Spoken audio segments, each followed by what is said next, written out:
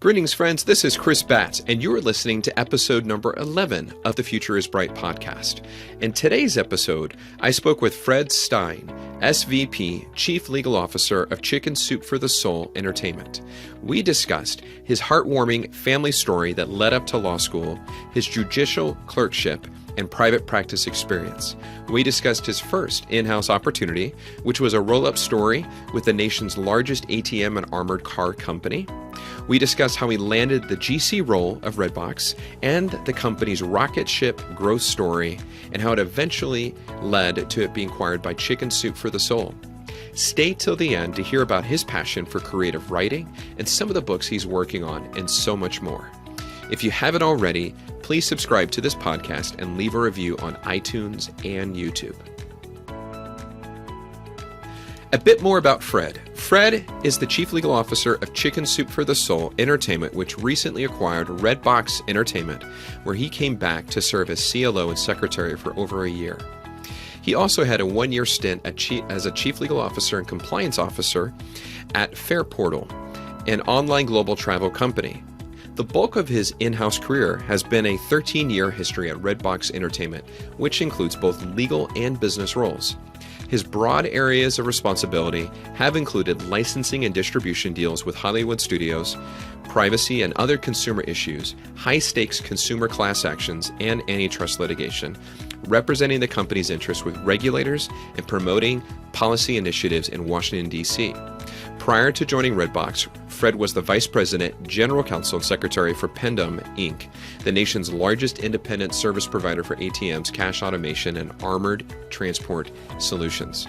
He began his career as an attorney in private practice, specializing in commercial litigation, commercial transactions, corporate matters, and matters that involve complex insurance coverage issues. He's active in the ACC.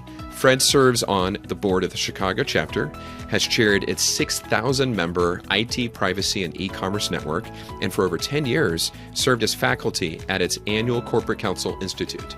He received his law degree from Chicago-Kent College of Law, and his undergrad from St. John's University. Welcome, Fred, to the Future is Bright podcast. It's great to have you on the show. Thanks, Chris. Long-time listener, first-time caller.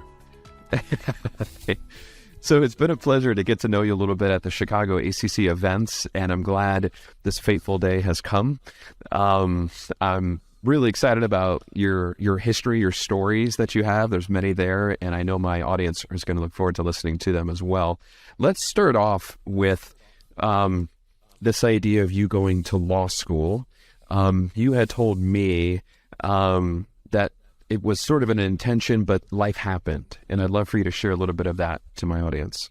Yeah, life happens a lot with me, it feels like. It was, like so many times in your life, you set out what you think is going to be a very linear path somewhere, and you find yourself taking a little bit of a circuitous journey, but it all works out.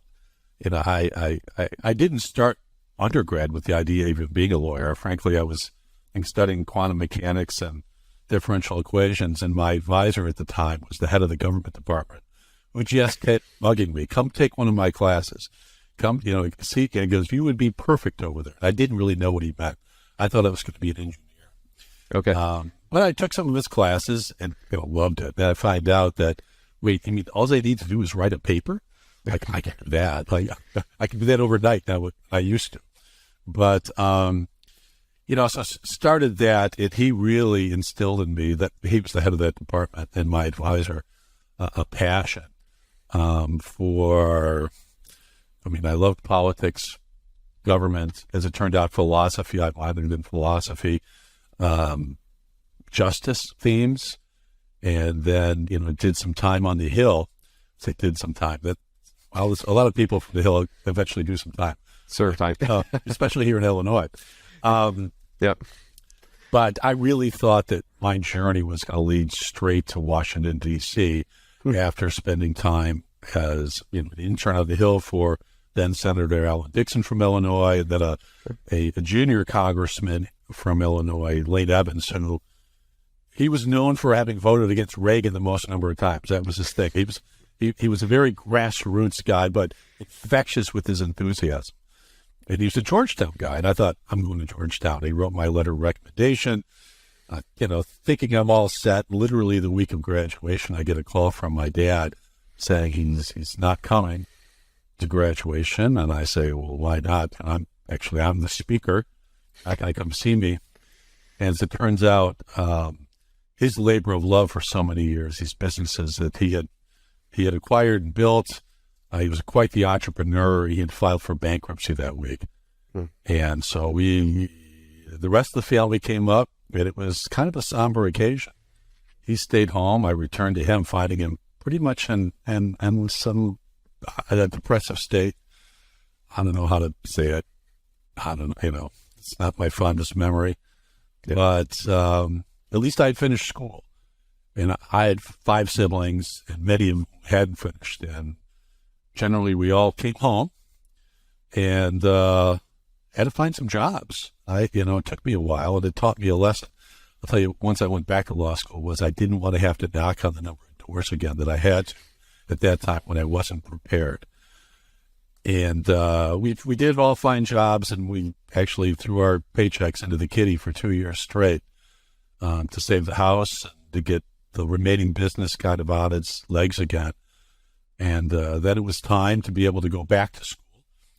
And I was working in downtown Chicago thinking, there's a lot of night programs in Chicago. I could just apply there and start small. And as fate would have it, right across the street from my office was Chicago Kent. And they offered me a full scholarship and allowed me to go back to school full time. And I grabbed it and tried not to waste any time from that point forward. It was, something put that in my path, and I wasn't going to ignore it. I absolutely love that story, Fred, and it's just very endearing. Where were you in the food chain with your sibs when they came home? Well, right in the middle, number 3 out of 6. There's no middle, really. Okay. But 3 out of 6. And so, eventually 5 out of the 6 of us were able to return to school, finish, get grad degrees, using, in large part, that money or our experiences. Because, like you, frankly, I think Chicago Kent liked that part of my story as well. And I had other things that fit in well, to being a good prospect for them. But, it was a good and early life lesson about the importance of family and relationships, which carries throughout your career and your practice, are integral to success later on. And I'll tell you what, I learned a lot just walking over on my lunch breaks to the bankruptcy court, and I would watch the proceedings. Oh, interesting. So that helped later in life as well in a number of ways. I imagine. So, Chicago Kent, and then you clerked afterwards and then ended up in litigation. Is that correct? Yeah, I always wanted to be a litigator. Not quite sure why. People always said you're good on your feet. And really, the job I got for those 2 years was as a claim investigator. Right. And that was from a relationship to an undergrad. The father of a friend of mine who was on our board of trustees helped me get the job. It was with St. Paul Companies, which was the precursor to Travelers Insurance. He got me a job in their claims department. And they train you up. They send you out in the field with a camera and a car and, something to record people. And for recorded interviews. And I'll tell you what, after you learn to get somebody to handwrite out their own story, their witness statement, across the kitchen table in Cicero, Illinois, taking a deposition seems easy. And, what sort of claims were you handling? A lot of work comp, but also internal liability, medical malpractice, to some extent, property claims. Okay. So a little bit of everything, which frankly I loved. As I learned, studying myself, intellectually curious. Yeah. You put a car up on a rack, I could name every part. I could tell you what it would take to reconstruct your roof after that tornado and cost that out. I learned about back problems from repetitive injury and arson claims, special investigations and how to tell the char marks up the wall were indicative of arson rather than something else. it was a blast. I loved it. So it was a good backdrop for litigation. I would think so. That gives you a whole new perspective. Yeah. It in some sense, you mentioned clerking. I had worked on the Hill a little bit. I like the idea of public service to some extent, and to me that was part of it. It also tickled another itch. I interned for 2 federal judges during law school, and really wanted to go do that as well. And so I did pursue that clerkship, but knowing that the litigation firm with whom I had summered was going to hold the offer open. So that was a soft landing as well. That's excellent. What a great experience, sit there in federal court, and helping the judge write his opinions and listening to the deliberations and everything else that goes on. So I know we're going to probably touch on different points where your writing history is something that you, as a personal passion of for creativity, and then also it comes along with the job, which is helpful. So you had shared with me you have authored or began authoring some books, which I'd love for you to bring up at different times today. But anything early on in your authoring career, or was this later in your life? Well, at least I authored, I wrote, word for word an opinion while I was an extern for a federal judge, and he said, I'm going to publish that. And it was all my writing. That's awesome. So he said, that can be your, put that on your resume, and that's your writing sample that you can pass out to future employers. Yeah. So when they would ask me for my writing sample, I would just say, go to 132 F sub second, whatever. Judge said I could use it. That's awesome. People like that. I was blessed, during my summer actually I was a decent writer. I thought I was good. I wasn't that good. I had people who just tore my writing apart, and that's good. I had the opportunity to help write a Supreme Court petition for cert during my summer with 2 of the best writers in the firm critiquing my work along the way. Oh, wow. And so they deconstructed me and reconstructed me into a much better writer. And one of the partners, she actually was counsel to a very published author and helped him in all of his libel and defamation cases and so forth. And so that kind of, she was a great writer, put it that way. Even a well-published author thought she was good enough. So, but over time, especially, some of this stuff over 20 years, I've been accumulating ideas. I have files, my book files. And there's probably 5 different books going at any given point in time, none of which have been finished, not because they're the world's greatest and longest, like James Joyce novels, but, one just keeps growing. And I mentioned it to you before, the little book of general counseling, which started as kind of a seed 5 or 6 years ago. And as I keep accumulating ideas, frankly, there's so much overlap probably between some of the topics maybe we'll touch on. And how I've structured that book, that it makes sense to mention that kind of up front. The idea behind that book is having any number of chapters, and it could be maybe 365, or let's say work days. How many work days are there in a year? 200 or something. Right. Yeah. Where it can be consumed in a very bite-sized fashion. You can read that entry in 5 minutes, 10 minutes at the beginning of the day, during your break, or whatever else. Hopefully gives you a little nugget of something that you can put into practice, that you can go, wow, that might help, or wow, I really disagree with that. But start some critical thought process going on around it. And, there's well over 100 of those entries kind of outlined, some more than others. Some of which I have a real passion about, but the idea isn't how to write a contract or how to write a limitation of liability clause. It's much more on the softer side of the practice, which is, hey, we're all good lawyers, most of us coming into this practice, but our value isn't in our lawyering per se. It's weaving in the business ideas, the softer skill set, and other things, that help, with the intangibles and the nuances and everything else that really allows us to add value to the business and allows people to get behind us and cheer for our success in terms of climbing that ladder. Well, it sounds like a fantastic resource. I look forward to seeing you develop that. And like you said, we might touch on some of that more today. So you had shared with me you did some litigation with a well-known shop, Bates and Carey, I believe you had mentioned. Yeah, its predecessor was called Phelan, Pope and John, and Right. there were a number of spinoffs, one of which was Bates and Carey. I learned a lot at all those places and with all those partners. Really, it had, I thought, the best cases, the best lawyers in Chicago for litigation. No umbrage to anybody else, but it was a fantastic place. Very challenging and put a lot on your plate very early in the best kind of way for a young associate who was really hungry to jump in with both feet. And then you had shared you decided to hang your own shingle and start doing a variety of other work. That sounds like fun. I think it was transactional work. Oh, it was fun and stupid. Like so many decisions, you just don't know until, Sure. is really involved until you go do it.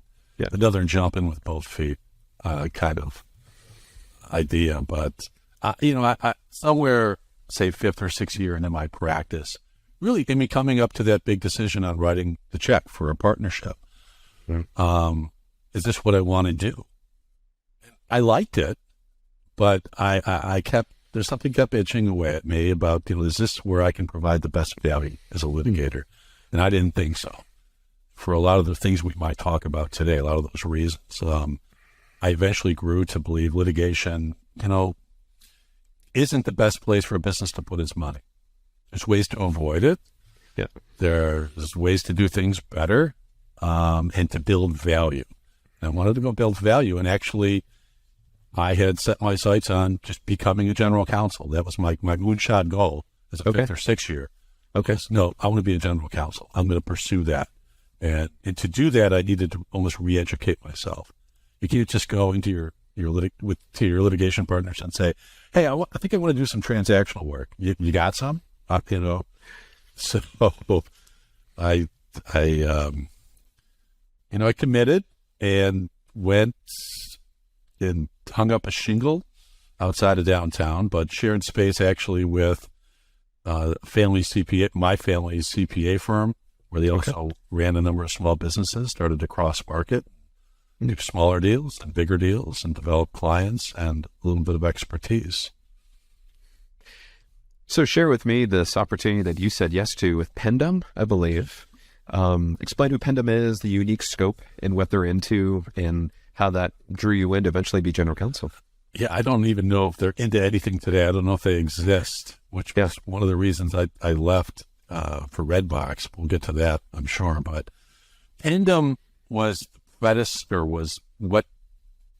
I was a roll-up of a number of different companies. And by roll-up, I mean private equity money came in. Okay. They saw an opportunity in the ATM, automated teller machine, in armored car space to put together a service provider with a national footprint that could service community banks, regional banks, some bigger banks, in a very cost competitive and nimble fashion. So I became general counsel of a company called FMARK, EFMARK, which was a very early independent ATM sales, refurbishment, whatever. They did anything and everything for ATMs. And we had started an armored car company while I was there to put money in those machines and started to acquire smaller players, and eventually private equity came in and thought there was a good roll-up opportunity. And we became kind of the number 3 that no one had heard about behind the 2 big ones everyone sees when you go to an ATM, NCR and Diebold. Okay. And we were the ones behind them, but had our hands in one way or another on a pretty significant percentage of the nation's ATMs at the end of the day. So I learned a lot there, especially in terms of risk, as I managed the risk management function there and the team that would investigate the inevitable losses when employees walk off with bags of cash. And I learned about the acceptance of risk, actually, how to manage it, how to embrace it in some ways that makes a lot of lawyers uncomfortable. Interesting. Any particular story in there that led you to learn how to have the right mindset for that? Any stories I have there, the funnest ones are the ones that are the saddest in ways, because usually an employee was terminated and maybe taken away in handcuffs. It was for doing the things like I talked about, like walking away with a bag of cash. At one time, I remember I did a presentation where I did it in Family Feud style. It was the top 5 answers on the board in terms of the rationalization people gave for stealing the money. And that was fun. And they're all over the board. Whether I needed a wedding dress, I'm getting married soon, please forgive me. I needed to buy a car to get to work as the only one. So I just needed to get to work, so I bought a Cadillac with the money I stole. Things like that. But, it gives you some insights into human nature and into some of those things that creep up into businesses if they're not careful. Yeah, realities. Or there was things like, all the online fraud we see, which is just kind of an arc on this whole horizon. So, Fred, how did Redbox come into the picture for you, knowing that followed this? Number one, and number two, how much were they already in existence when you joined? They were kind of a small player. You were just starting to see pop up in some grocery stores. Okay. And prior to that, and so Redbox was conceived within McDonald's. I mean, the McDonald's restaurant company, which is right here down the street from where I'm sitting in the Oak Brook, Illinois area, west suburban Chicago. Yep. Or it was based here. Now it's downtown where all the companies moved. But they were a smaller player, and there were several players in the space, all competing hard against each other. But obviously with McDonald's, you had a little bit of wherewithal behind you to help out. The idea was dinner and a movie on Friday night. McDonald's wanted to drive more traffic to its restaurants, on a Friday evening. And so that was the roll-up of the ATM company itself. The car operations I was talking about wasn't doing so great. And as it turns out, board members started to sue each other and all kinds of things. And I received some very well-timed advice that it wouldn't be wrong for you to leave and protect yourself or something like that. And Redbox was actually just down the street from where I was. I wrote the CEO a letter. Okay.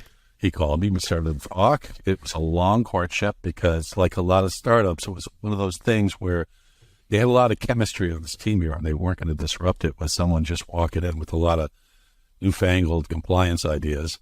But they were growing fast. They thought maybe they're going public someday. They knew they needed some legal help. And so after a number of interviews and presentations and a 100% vote by the entire leadership team, they extended the offer. But that's the way they did it for everyone at that time. Sure. You needed a 100% vote. And did they already have a legal team? No, they didn't. Oh, okay. They were able to use some of the McDonald's team for certain purposes, but they back then it was, okay, we need to position ourselves for IPO. We have tons of what are becoming increasingly complex agreements with major retail partners like a Walgreens, like a Walmart, like Albertsons, etc., which I had experience in terms of writing these agreements to roll out 8 networks of ATMs across major chains. So TCF wanted to, which used to be Twin City Federal, brand a bunch of ATMs and put them in all the Jewel and Dominic's food stores in Illinois. I would do things like that. 7-Eleven, Speedway. So that experience carried over to Redbox. At that time, they didn't need someone well-versed in entertainment because we were a distributor of other people's stuff that they made, namely discs. Yeah. That we didn't create our own entertainment, at least at that point. Yeah. So that was the entree. So time out. So you said something earlier that I think my audience would like to hear. Yeah. The crazy behind it. You told me you wrote a letter and mailed it to the CEO of the company. Was it something you learned other colleagues of doing before as a way to get a job or to put yourself out there? Because I'm not sure people do that on a regular basis. And so would love to hear your thoughts around that, how long of a letter this was, what his response was. Did he call you? Did he write you a letter back? Like, how did that happen? Yeah, I'm trying to think. It must have been a letter because I don't think I could find his email address, which I tried. But even then, so this is 07, I suppose. You know, I don't know if I'm still researching a dial-up connection, which I might have been. I don't know. Okay. But I mean, it's back in that day. I wrote a letter, and following kind of a mantra that I developed early on in my in-house life, it had to be 2 minutes or less, or 2 pages or less. Okay. And following, no Mark Twain quote, sorry I wrote such a long letter. If I had more time, it would have been shorter. Right? And I figured that a guy who's as busy as he is, as creative as he is, wanted a different approach and something that was short and sweet, showed something I could communicate in sound bites, but meaningfully. I worked on the letter probably for a straight week before I sent it. Interesting. I probably have it somewhere still in the archives. I don't remember what it said, but I used everything I had learned about writing, about punchy paragraphs and mixing up sentence size and the cadence and everything else to try to get his attention. And it did. Yeah. So, he gave me a call, and then we had lunch a couple of times just to talk. And then he slowly started to introduce me to other people. And then finally they said, do a presentation. We don't care what it's on. Just come on and do a presentation.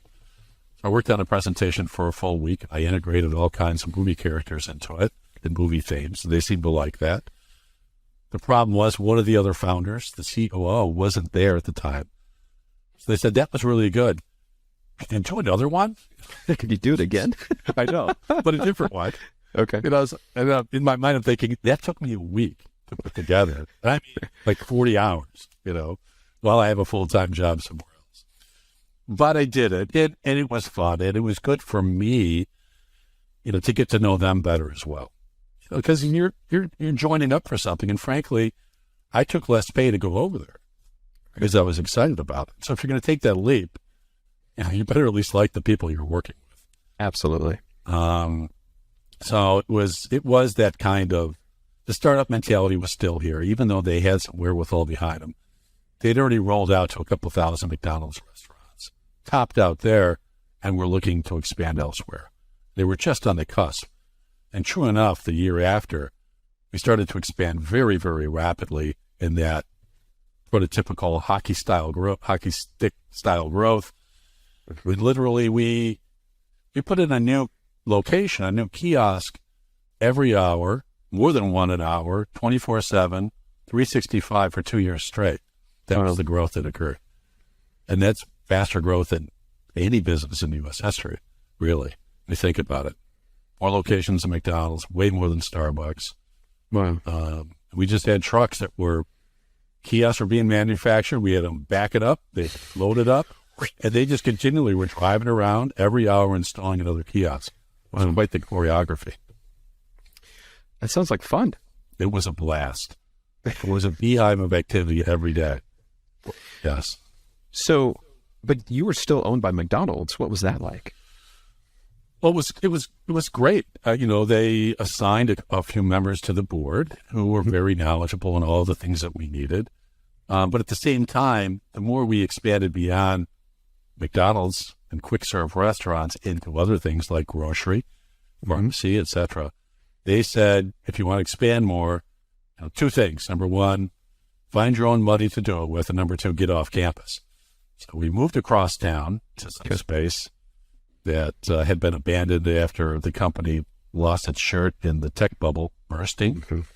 And frankly, it was a good reminder to us about how quickly things can change. Yeah. And we just used their old furniture and left their old logo in the carpet to remind us of that. And I think they spent all their money on furniture and custom carpet. And good lesson. It's nice to inherit that, though. Yeah. But then we found our money with Coinstar to invest. And Coinstar are these coin counting machines that you see at a lot of retail locations, grocers, and so forth. They were already public. We were looking to go public. They were about a $300 million company. We were just about approaching that and projecting to quickly exceed that in annual revenue. But they had a sales team in all the places that we wanted to be. So that marriage was really good from that perspective. And that really helped us expand very quickly. And we did. And we hit the, $1 billion in annual revenue within 5 years, close to $2 billion within the 10-year mark. So it it was a Rocketship ride. Pretty amazing. Where does Outerwall fall into this? I know that's an interesting twist. Well, eventually Coinstar had acquired, one way or the other, a number of kiosk-related businesses. Mm-hmm. Redbox being an automated kiosk, Coinstar being one, Eco ATM, which recycles cell phones, etc. And there were a number of other like businesses. And so what they wanted, what the idea was, they wanted to control that fourth wall when a customer walks out of a grocery store. We called it the outer wall. So anything that the customer sees there, and it could be, your coin counting machine, get your movie, your photocopying, a grain game, whatever it is, they wanted a piece of that and sell in everything they could to the retailer and be the one-stop shop suite of services for all that kind of revenue. And it was good revenue for the grocery stores. I mean, people walk past these things, but for a number of years, Redbox was probably the most revenue-producing square footage in the grocery store. It's amazing. Yeah. That's amazing. But that's Outer Wall. That Coinstar converted to Outer Wall. Okay. So, Fred, I'd love for you to share a little bit of anecdotal advice to my audience, because you were on one heck of a ride, a rocket ship, from 2007 to 2020, 12 years, excuse me, 13 years. And you went through the 2008 crisis. You were there through the pandemic. How, as a chief legal officer and a business executive, because you have some business roles there, how does one hold themselves together, and how do they posture their heart, or what advice would you give to executives going through the crazy things of life? Those are good questions. Holding yourself together, and you have to approach it from the standpoint of, this is where we show our stripes and add the most value to the business. I frequently go back to a Rudyard Kipling quote that used to be on my father's wall, which part of it is keeping your head while all about you are losing theirs. That's where we, let no good crisis go untapped by you in terms of being able to show your value.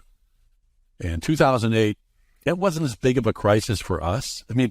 Not because of the economy. Actually, we did better in that economy because we were the value alternative. Yeah. Our crisis then was that we had studios who wanted to shut us down and didn't like our low-cost model. Interesting. And so we went and sued 3 of them in antitrust, and that's what kept us from going public. Oh, interesting. It wasn't a great story for Wall Street, suing half the major studios. Interesting. But, part of keeping your head there, it ties into the value of relationships, which helps you, traverse these tumultuous seas. We came out of that litigation with better relationships than we had with many other partners. And one of the posters out behind me on the wall, the Walk the Line, fun Johnny Cash movie, right? But that actually was given to me by my counterpart at 20th Century Fox Home Entertainment, the GC there and her deputy, the week after we settled the antitrust case. Oh, wow. They were laughing as they gave it to me. They said, "Here, there's a gift. Now you have to walk the line," because, and they signed it. And but it's a fun little reminder, that number one, I got to know what was my adversary, but now my business partner, a lot better through that process, but in a very respectful kind of way. Learned a lot about their motivations, all of which are well-intentioned, and we have to always have those presumptions. And they got a business to run, and we learned a lot about each other. Yeah. That's kind of a tangent to everything I know, but that was the 2008 crisis. And then, of course, COVID was its own. Initially, we did okay. I'm not going to talk too much about that. It's still not in the far distant rearview mirror. We are a public company. So I am circumspect in what I say, and all these are my own opinions, not those of the company. But there were challenges, no doubt, that COVID brought to this industry, to this sector, to our business. Having those relationships that we had built over a number of years helped. Internally and externally. we worked hard with all of our industry partners over the years to build credibility, to help them when we could, and in turn they helped us when we could, and that all kept the forces at bay, where you can tame them a little bit. It helped. Internally, there were so many people here that have been with the business forever and are so devoted to it. And we all worked really hard together, locked arms. And these are people, so touching on one of the themes in my little book of general counseling, the importance of relationships. We had a speaker come out one time when we were out, Allison Levine. You may not have heard of, but once you hear her speak, you're going to go, oh my God, what have I been doing with my life? She's done everything, right? She's conquered the 7 highest peaks. She led the American Women Expedition on Mount Everest. She worked at Goldman Sachs. She did this. She's on Coach K's leadership team. I mean, all kinds of amazing things. One of the more telling stories that she said is, as she's climbing Everest, is along the way, unfortunately, you see people who just couldn't make it. And they sit down by the side of the path. And unfortunately, that the odds are probably they're going to die. And there's nothing you can do about it. Because if you tried to help them, you're going to die too. You don't have the oxygen, you don't have the energy to expend. But once in a while, somebody stops at help and says, I'm not going any further. I'm taking this person down. I'm going to try or whatever. And inevitably, that only happened to the people with whom you had formed close relationships with down at base camp or otherwise. Other people got left along the way. And, it's kind of, I know we're not climbing Everest, but it's kind of an important thing to remember. There's help to be had, but you're not going to get it unless you took the trouble to form these relationships and invested in them. And if you have, then, some of these folks are going to do some incredible things together and for each other when times are tough. And we had formed some great relationships here, and that really helped us through those crises. Absolutely essential. Thank you for sharing that, Fred. So I have to throw in the little zinger question. What was on your guys' minds when Netflix showed up and was trying to somewhat compete with you guys? Love Netflix. I'm a customer. I think sure they're a competitor. They were around before us because I mentioned one of our founders, the COO, who wasn't there for my initial presentation at Redbox. Mm-hmm. He's one of the original founders of Netflix. Okay. And he wrote a recent book. I'm not going to shill for it. I think I mentioned in it. But, that was a different model, certainly, than ours. Yeah. In the beginning, sure, they were renting discs, and people forget that.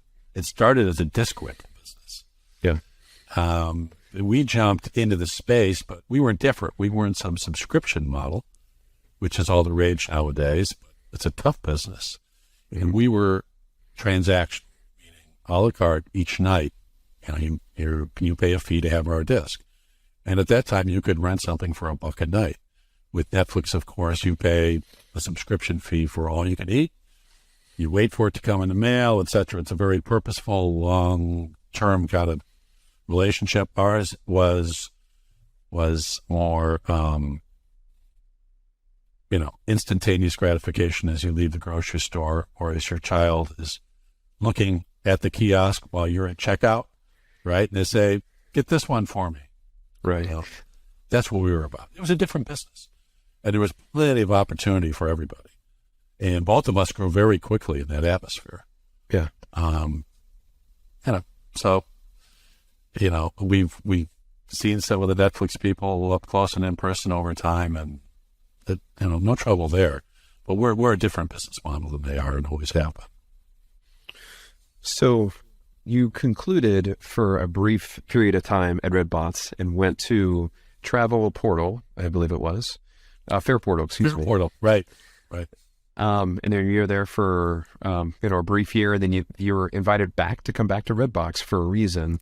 Love for you to kind of catch up my audience on that moment and where we are today. Right. Well, the CEO at Redbox, who not just a good friend. I could almost call him a brother in ways. We went through a lot together, including those the 2008, 9, 10, 2-year deals with the antitrust suits, and kind of grew up in the organization together.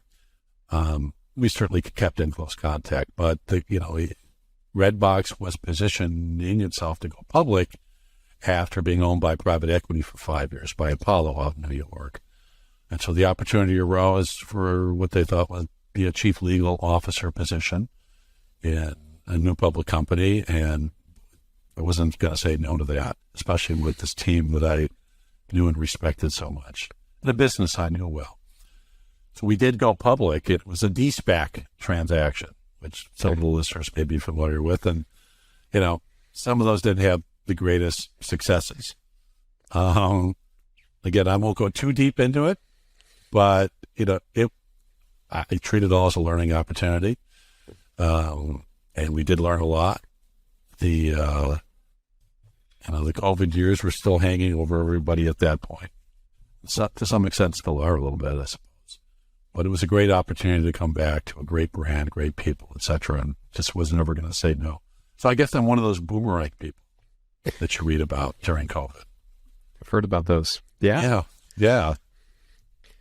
So fill us in on this notion of what is Chicken Soup for the Soul Entertainment. Chicken Soup for the Soul Entertainment is, an overarching, that's the name for what are a number of brands within this umbrella.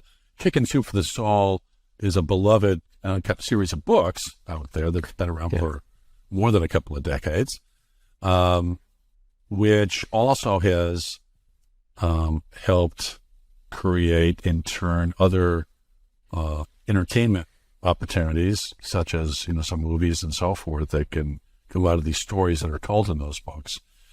It also was the genesis for, I'm trying to timeline, some of it still escapes me, for, opportunistically allowing the leaders of Chicken Soup for the Soul to go out and start amassing other entertainment assets. We call it IP, movies, copyrights, etc. And so there's a number of brands within Chicken Soup for the Soul. Redbox is the most recent one, which gives this organization a great way to help distribute all this IP that they've amassed over time. But you have the Chicken Soup for the Soul brand, which puts out entertainment under that brand. Screen Media Ventures, which goes out and acquires movies that other entities, producers, etc., have made. We distribute those, whether on a licensing or a ownership basis. We have other production facilities, Halcyon Entertainment, Chicken Soup for the Soul Television Studios, etc., which help create entertainment, both scripted and unscripted. Okay. Redbox Entertainment, we now put out originals under that label as well. Okay. So it's entertainment, home entertainment. And we really are positioned so well as the alternative for the value-conscious consumer. Because, number one, you can watch it for free. There's nothing cheaper than free. And that's on our apps or on, your smart TVs, etc., where you can see any one of those brands displaying their content on an advertising video on demand basis, meaning there's interstitial advertising, but people don't seem so resistant to that as they were maybe 10 years ago when they said, I'm going to escape broadcast television because I don't like the ads. We've returned to that. I could go on and on, I suppose, but it's a great house of brands that is positioned really well, especially in this economy, for the value-conscious consumer. And what a wonderful way to land a new role by being their chief legal officer. That's exciting. Yeah, another great opportunity that put itself in my path. The Chicken Soup folks did not have a legal function in-house. And so it was another great opportunity to slide over into that role, and expand my acumen some more. So, Fred, a couple other things we'll touch on as we get closer to wrapping up. You brought up the Rudyard Kipling quote. I love how each one of your roles you share with me, you're always looking to involve a stretch. Explain to me, my listeners, kind of this notion of why that's the case for you, how that's a theme in your life. Well, you don't grow without it. And yeah, the original goal of becoming a general counsel and when I'm a 50-year lawyer, I didn't even know what that meant. Some look back at it. That was a stretch, and I've given a number of talks actually annually for the ACC and the Corporate Counsel University on goal setting and what a stretch goal is, et cetera. And what I mean by that is setting a goal for yourself where sitting here today, you don't know how you're going to achieve it. You don't have the tools to achieve it. And the classic one is the moonshot, right? JFK in 1961 saying, we're going to land astronauts on the moon before the end of the decade and return them safely to Earth. In 1961, they had no idea how to do that. They didn't even have Tang yet or whatever. So what are they going to drink? But, that's the stretch goal. And I'm a big believer in setting those for myself and for other people. Not all your goals. You need some that are a little bit easier. Right. But stretching into new activities. And so, over time, to become a better business counselor, I've actually been offered and taken on with some trepidation, some business roles or quasi-business roles at least. One time helping manage our interest in a joint venture with a major telecom company. Another time helping manage our way out of eventually a startup within our own company. And becoming a client of my own team's legal services as it all happened. Getting familiar with budgets and other kinds of commitments that you have to make in that regard, and managing people who aren't lawyers, managing real people. That's not fair. The announced lawyer said we are real people. So those were some of the ways I stretched, and just kind of really, I'm not going to say never saying no, but infrequently saying no. And even as a young associate, something came through the door where they, you'd be with the group of lawyers, and I say, this weird dog of a case just walked in the office. We need a TRO file by Monday morning. I'd be, sure, another way to stretch. And so not only are you increasing your own acumen, the ultimate value you can offer the organization through that experience, but you're building up, a grandstand of people who are going to be cheering for your success. And that's what you need, really. People who are believing in you. They say, this is the person who deserves our applause and a chance at, during that next transition or whatever, whether it's move up the ladder, move into another role, sideways, up, whatever it might be. So. Fred, you also shared with me, again, revisiting what we said earlier, this love for writing and creative writing. You shared you're writing a little book of general counseling. There was a couple others you listed. Can you give a brief overview of those? Yeah, it's mostly stuff that would interest me, I guess. I hope interests other people. Sure. And one of them was, what would interest my teenage son? So one of them is quasi fantasy something, but weaves its way into real facts. Say, I'm here in Illinois, Chicago area. Down in southern Illinois, we have this little known treasure, which is the fact that we used to have one of the major mound building civilizations in all the Americas here in Illinois. They disappeared without a trace for unknown reasons long before the Europeans came here during the first millennium. No one knows why. The book I'm putting together, which is set in modern times and involves a young teenager who was forced to move with family from Chicago, uprooted, down to southern Illinois, and is placed in the middle of some pretty strange circumstances, and we start to learn why the civilization disappeared. That's one of the books. something I thought maybe my teenager might like. Yeah.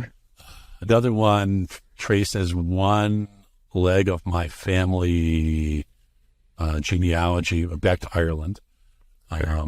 Really inspired by my grandmother's story. I grew up knowing is such a tough cookie who grew up on a farm and had a fist of iron. Whenever we hit her cigarettes, we'd have a black and blue mark after she took to us. But as I learned over time, she was on this farm because she disappeared from an orphanage at the age of 6 and wound up on this farm essentially as an indentured servant, taken by this couple that presented themselves as a sweet Irish couple looking to adopt a sweet Irish young girl, but really a brother and sister looking for people to work the farm. A lot of it's true. I've been to the farm. I've dug up newspaper articles and everything, and she had a pretty amazing story. And so this is a story set in that period that starts with her dad leaving Ireland at the age of 17. And winds up in about 1926, 1927, when she finally learns the truth and steals a truck to come to Chicago and find her family. Oh, my goodness. So, that's kind of a labor of love. Yeah, it's extraordinary. That's exciting. Yeah, it is. Let's see, another one would be, you got to have a story with the lawyer hero in it, so I have one that's kind of John Grisham meets Tom Clancy, because this lawyer guy also happens to have a certain skill set that maybe a Liam Neeson would have.